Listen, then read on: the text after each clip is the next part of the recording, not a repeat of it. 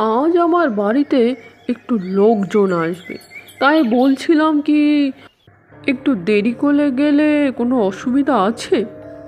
তখন শিবু বলছে, না না বাবু, আমি ঠিক চলে যেতে পারবো বাড়ি। কিন্তু সব কাজ গুছিয়ে গুছিয়ে বিকেল হয়ে গেছে। সে ভাবলো তাড়াতাড়ি বাড়ি যাওয়া দরকার। সে ভাবলো আজ না এই জঙ্গলের রাস্তাতেই যাই, তাড়াতাড়ি বাড়ি যেতে পারবো, বৃষ্টি আসছে মনে হচ্ছে।